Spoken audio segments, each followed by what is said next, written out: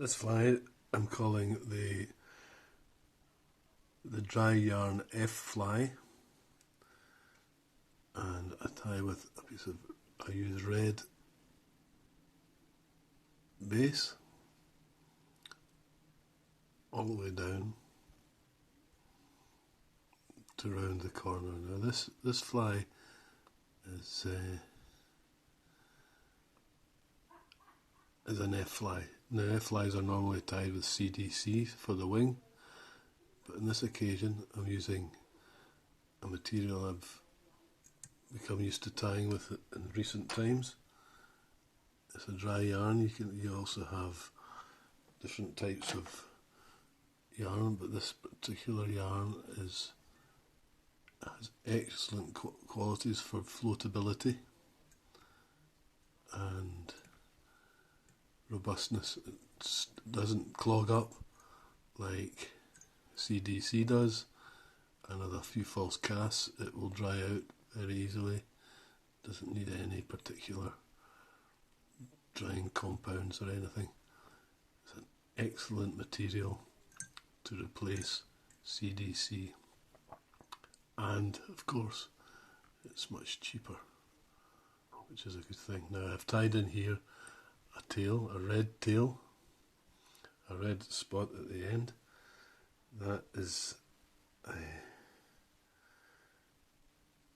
put in there because at Skermerley, the fishery manager at Skermerley said he wanted an F fly with a red bottom.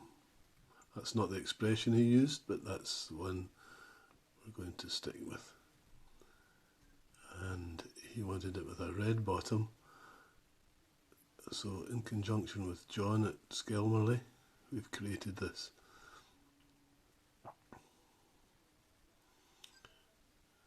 I'll run this back down. I've also attached at the tail end there a piece of stripped peacock herring, which is going to be used as a rib,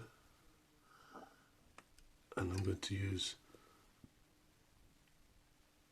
once again, my old favourite for the body. I'm going to use some Australian opossum.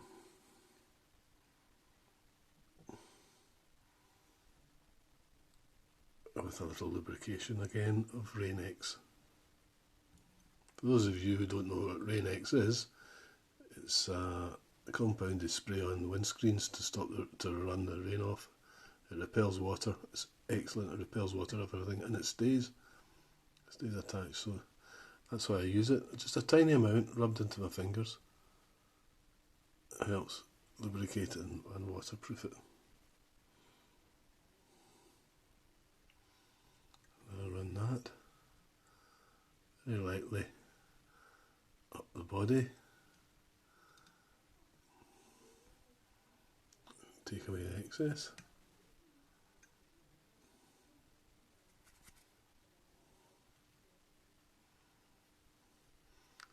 And then run in the peacock herring.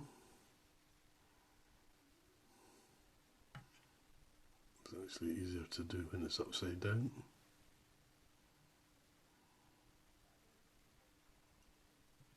There's a little rib.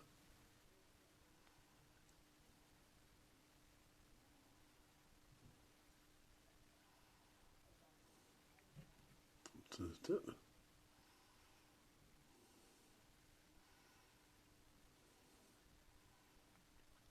And tie it in.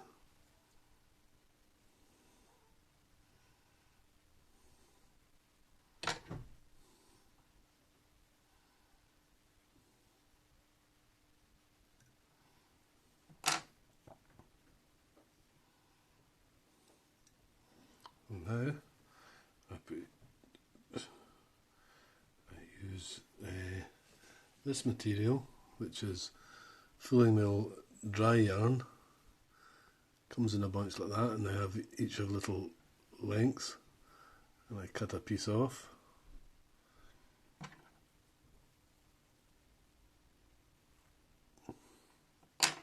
And double it over.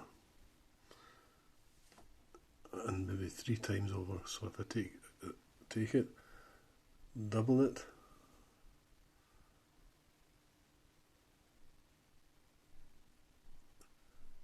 and twist it together nice and tight, and lay it on the top of my hook and tie it in nice and tight. Only a couple of turns, and then remove just one of the sides of it. That gives me enough and bushy enough for the wing.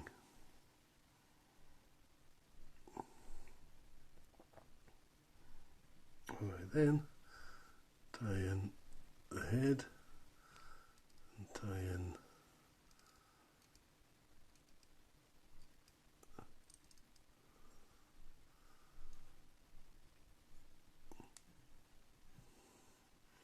this. Allows for the wing.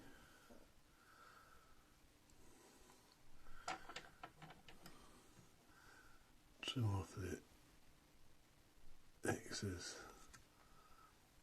and we have a very robust little fly, and I can cut out because it is doubled up, and this will float forever, ever and a day, and I can give it a little trim to make it look a little more appealing to the angler. Doesn't make a lot of difference to the fish, but it makes it more appealing to the angler.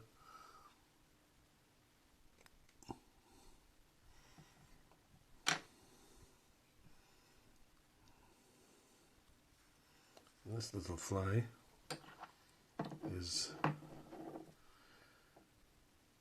has been proved to catch a few fish, but it's still in its early experimental stage at Skelmerley. But it has caught some fish, but probably the best time for this fly is in the spring.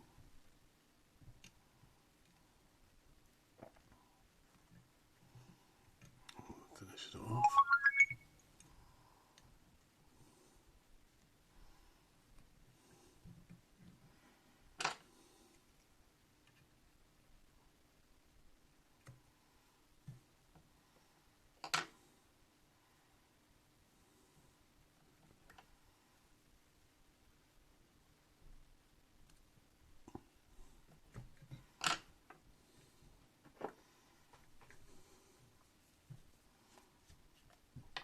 A splash of flue glue. So between John and myself at Skelmerley, we've come up with this nice little fly which is working, and I expect to be very successful this coming season, 2024.